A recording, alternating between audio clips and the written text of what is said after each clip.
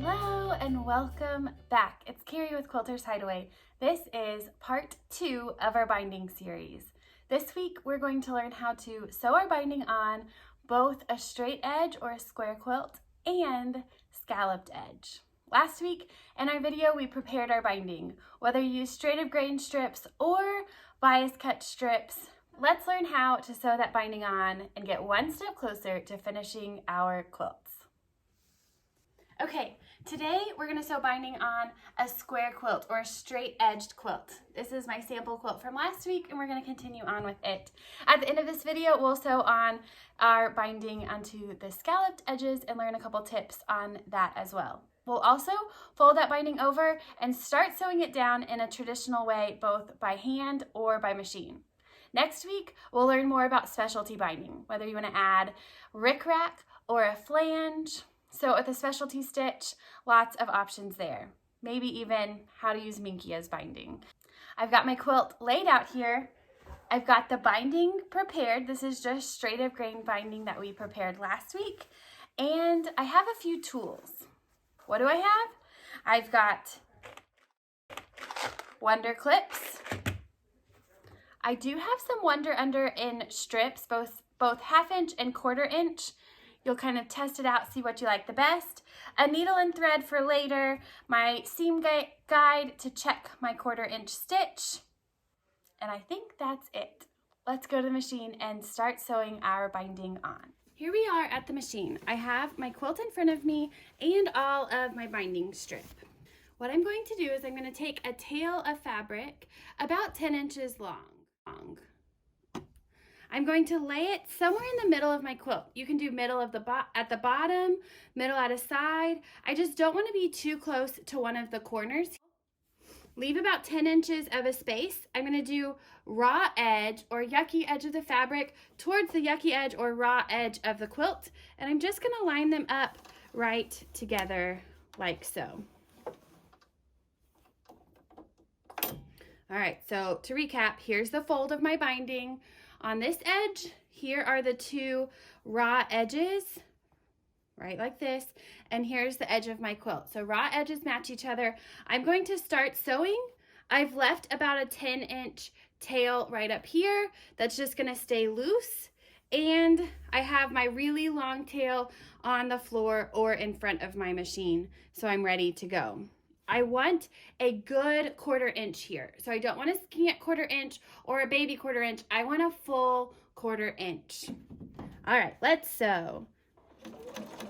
At the beginning, if you want, take a few stitches and then do a little back stitch.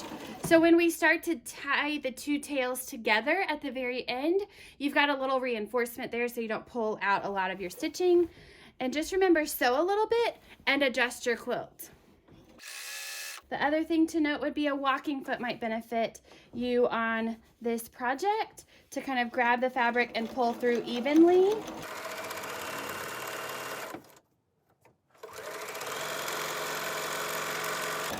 All right, here I come up onto my first corner. So I always say I'm going to sew, here's my edge of my fabric, until I'm a 1/4 inch from the edge of the fabric, or approximately the edge of my presser foot.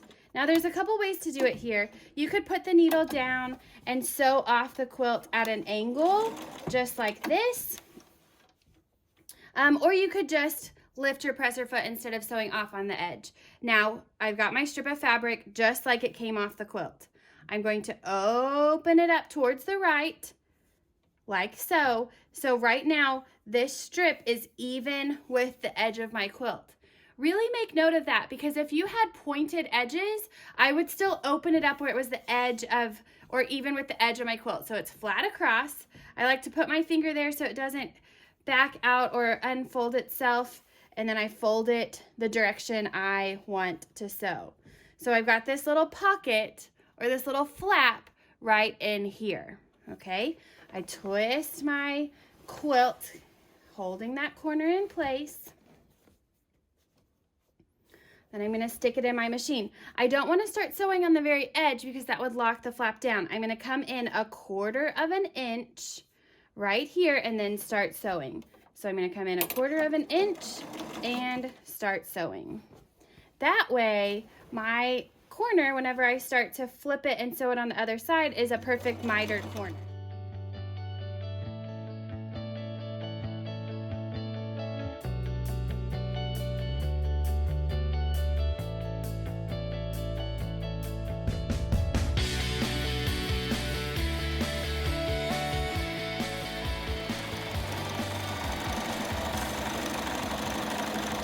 Okay, I'm coming up to my next corner here. I'm going to keep sewing until I'm about 1/4 of an inch from the edge of the quilt. You can lift that presser foot and pull it out instead of sewing that 1/4 inch seam or sewing that angled out seam. I open my strip up so the raw edge of the fabric is even with the raw edge of the quilt straight across, just like this. I'm going to put my finger to hold it in place, and then I flip the strip over, going the direction I now want to sew. If you'll notice, now my flap edge is even with the binding from earlier, okay? So this flap, it's folded up, is straight even with the binding from earlier, and I leave it as a flap. I turn my quilt and I start sewing down the other side. Just remember, I want to start sewing about 1/4 of an inch in, not on the edge, because I don't want to lock that flap down too bad.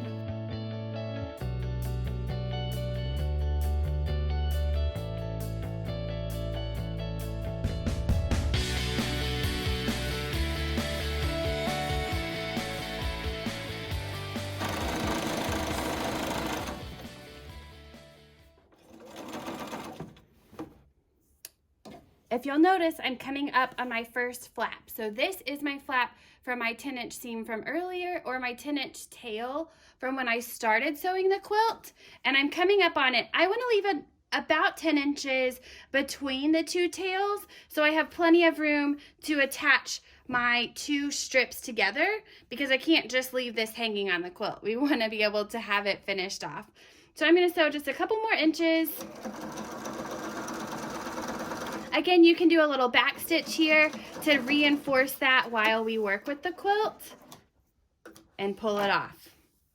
Here you'll see the opening at the bottom of the quilt where I started and where I have finished. And I want to sew these two strips together where you won't be able to figure out where I started and stopped on my quilt. The first thing I'm going to do is I'm going to take my short tail and trim it about 1 inch from where my long tail finished. 1 inch or 2 inches is just fine.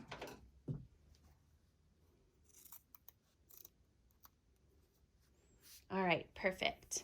The next step is to cut where these two tails will be overlapping the width of my binding. My binding was 2.5 inches. But if you remember in the last video, I said sometimes people like 2 1/4, 2 inches, or even 3 inches if you like a bigger binding.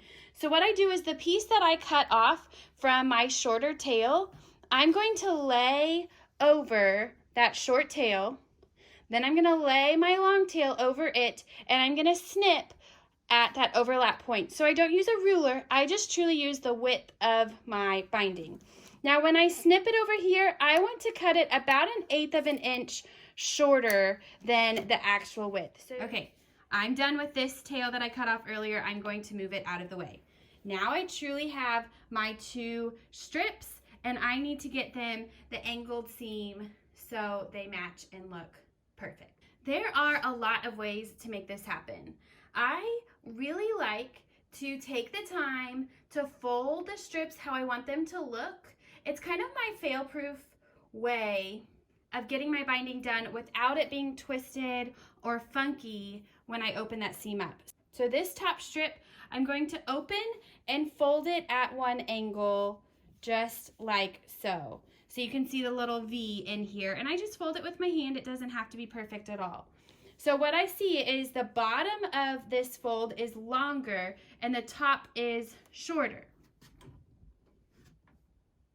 So from right on it, the bottom of this strip right here is longer and the top piece is shorter. So now I'm going to do the opposite on the bottom piece. So I want the top corner to be long and the bottom corner to be short. So I'm going to fold the bottom corner in just like that. Now when I lay them together to check them, the whole strip lays flat and I have my angled seam approximately how I want it. All right. Now all you have to do is open those strips up just a little bit, and if you pinch the top of the fold and the bottom of the fold just like this and pull out, those corners line up perfectly, and all you have to do is sew your seam. When we prepared our binding in the prior video, we sewed between the short edges and the long edges. You're still going to do just that. It's just my short edges now are equal to each other and my long edges are attached to the quilt. So I'm going to go to my machine and I'm going to sew an angled seam from this corner up to this corner, which is on the back side of it, okay? So it's over here. All right, so I sewed this seam. You can see that seam sewn, so I'm going to move my pin out of the way. Always, always, always pull it apart and make sure everything is going to lay flat before you cut these triangles off. If you cut these triangles off too early, you might have your angle funny, and then you've got to do some patch jobs to get it to work. So I folded it and I'm happy with it. I'm going to go ahead and trim, and I just use scissors on this step. It doesn't have to be perfect. I'm more nervous to use a rotary cutter here in case I slipped and did something funny. I'm going to open that seam just with my fingers and lay it flat. Now, it fits in there perfect. All I have to do is sew 1/4 of an inch all the way down. I could hit it with an iron if I want before I do this, but I'm just going to head to the machine, sew 1/4 of an inch all the way down, and then it's ready to flip and sew on. When I sew this 1/4 of an inch down to finish out the binding, I do like to start about 1 inch or 2 in the prior seam from sewing the binding on earlier, just to make sure everything's connected and happy. You could even do a little back stitch here.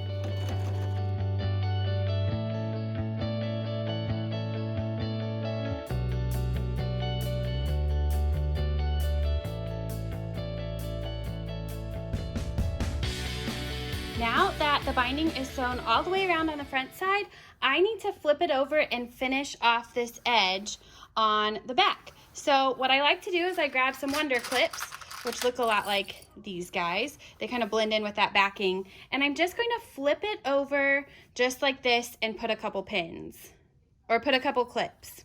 Now, if I'm sewing by hand, I don't worry about putting a ton of clips on here. I just need a few. If I'm sewing by machine, I'm going to be very careful about how and where I place my clips. If I'm sewing by machine, I really like to focus on finding the seam. I really like to focus on finding the seam where I sewed the binding, which in this case is right here. Then I flip the binding from the front side to the back side, an equal distance past that seam, and I like to put a Wonder Clip where it's right on the seam. It's going to hold everything in place. I do this pretty frequently, so everything will match up when I go to sit at my machine and sew this seam, just like this. On the corner, because I had this flap, I flip it over. I'm going to do one side all the way down, so I'm going to try to tuck those extra threads in there and get this perfect point. Then I'm going to fold that perfect point all the way over, and it's going to create a mitered corner. See how perfect that is? Not too shabby. And I'm just going to put some clips. I can put a clip on either side, just like that, to hold it in place. And then we would head to the machine or grab a needle and thread. Let's do the needle and thread option first. I have a much larger needle than I normally use, so you can see it on the video. But what I'm going to do is, with my clips done, I'm going to open up that flap just a little bit and take a couple stitches on the inner side of where my seam is. So my seam to sew the binding on is right in here. And then I'm going to take a couple stitches down here to kind of lock and anchor the knot in my thread. I could even tie a knot with my thread right here if I wanted to. Okay, I'm ready to start sewing. There are 3 stitches that you can use that are common in binding. One is the whip stitch, where you truly grab a piece of the back fabric and a piece of the front or the binding fabric, and you just whip stitch it on. All right, it's a pretty quick method. You want the stitches pretty close together, and you would want the thread color to match your binding color. So I just keep sewing just like this It's a great kind of sit in front of the TV and mindlessly sew. With the whip stitch, you will see a little bit of those stitches because you're just truly whipping it around and around that binding. Another option is what I like to call the ladder stitch. So I'm going to take that clip off as I get a little closer. On the ladder stitch, I'm going to grab about 1/4 or 1/8 of an inch of my backing fabric, and where that needle comes up, so see how you can see that needle up, I'm going to go straight into the fold of the binding. I'm going to go straight into the fold of the binding about the same distance. So see, you can see I'm in the backing for about 1/4 of an inch and in the binding about 1/4 of an inch. And you truly go back and forth, backing and binding, running in the area between the backing fabric and batting on the back side, and then in the fold on the binding. That is called a ladder stitch. And you can see, I'll kind of pull it apart. You can see how those stitches just bounce between each. No matter what method you do, I really suggest every 3 to 5 inches pausing and tying a knot. That way, if the binding happens, or if the thread happens to break as the person is using the quilt, the whole binding won't come off because you've locked it or anchored it about every 3 to 5 inches. So on this ladder, I'm running in the back and then in the binding equal parts.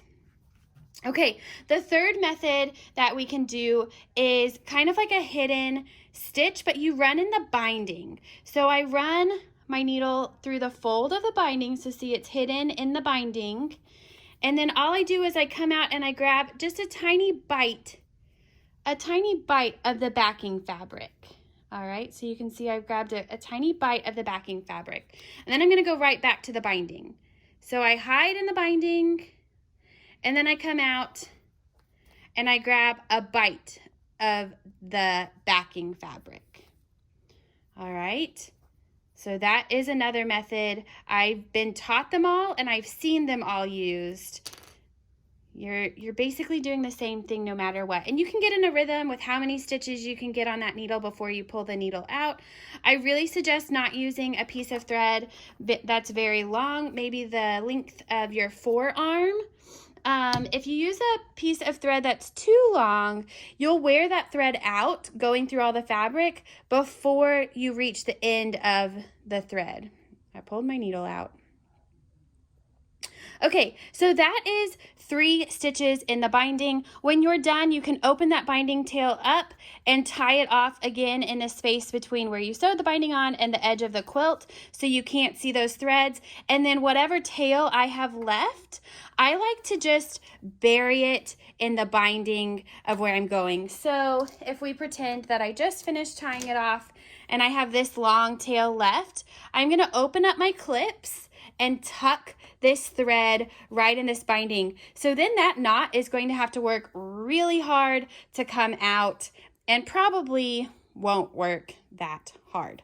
Okay, so that is kind of sewing it by hand and the tips and tricks on that. When you get to a corner, you just keep doing the same thing all the way up. Now, what if we wanted to sew it by machine? Now, like I was saying earlier, I'm going to pull equal amounts past that seam, and then I'm going to put a wonder clip.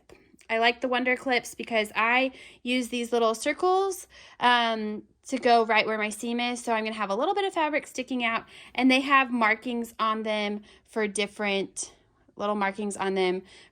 sizes. So I pull it around and I put my wonder clip. The other thing you can do if you're struggling there is you can grab some wonder under, which is just fusible webbing. This is the 1/2 inch. You can see it pretty clearly. All right, the 1/4 inch wonder under works really well for this, but you just run, and I like to cut a smaller piece so I don't get messed up at my iron. But I just lay a piece of wonder under down. I pull my binding around to be just past that seam, and then I'm going to press it on the quilt. So I've kind of temporarily glued my binding down, so then when I go to the machine, I'm not fighting the clips, and I know everything's going to be laid down and work really well. So that's another option. You just press it down, and that little skinny wonder under holds it in place while you sew it down.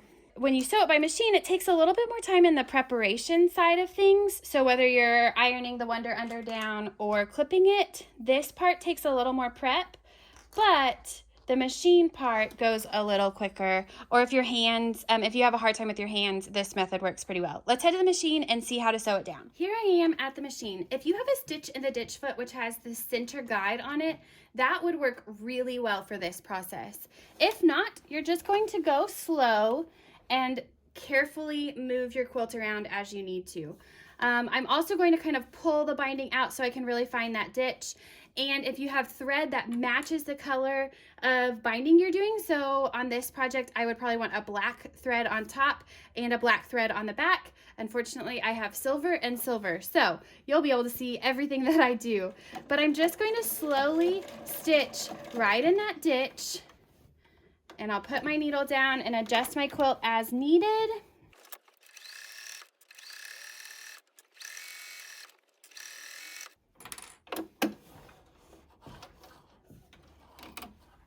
So I would just continue to work. You can see my seam, but if I had black thread, you really wouldn't see it that much. And then on the back side, we try to make it even all the way down the quilt. So that's for straight of grain binding.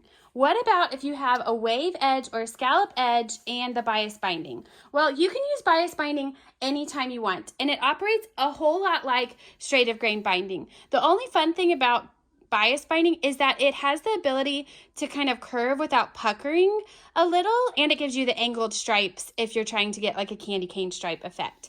But how do you sew it on your quilt? Well, you do the same thing we did earlier. You leave a tail at the start, you lay it on, you can either pin it on or just hold it in place, and then you head to the machine and start sewing. All right, so I'm at my machine and I'm just gonna start slowly guiding this around my scalloped edge.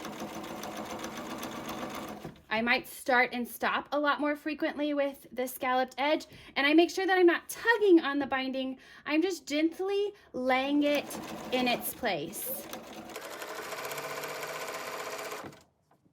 So I'm gonna keep sewing all the way to that point.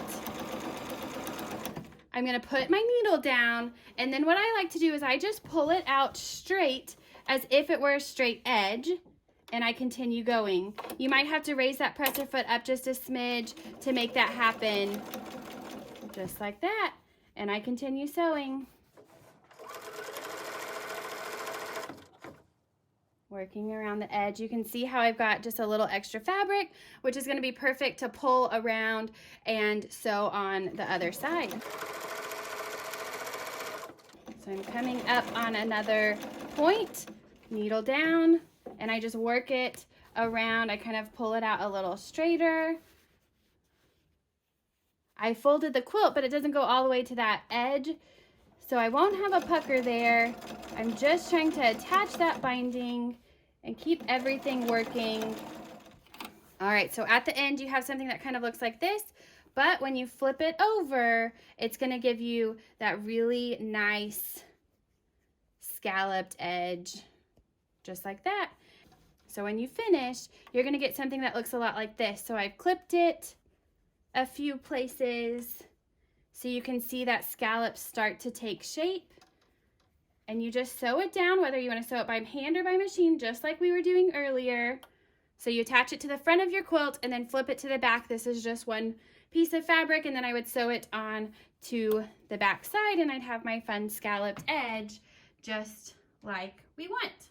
All right, whether you are trying to sew a straight edge binding or get a little fancy and add that scalloped edge, now you know how to sew it down on to the back side and the front side. Next week, we're gonna go over specialty tips and tricks, whether you wanna add some rickrack, flange, maybe even use a little minky or cuddle fabric to have that cozy edge finish. So I hope you liked today's video. If you did, give it a thumbs up and click subscribe so you're one of the first to know when we post our next video. And I will see you at the machine next time for the wrap up of our binding series.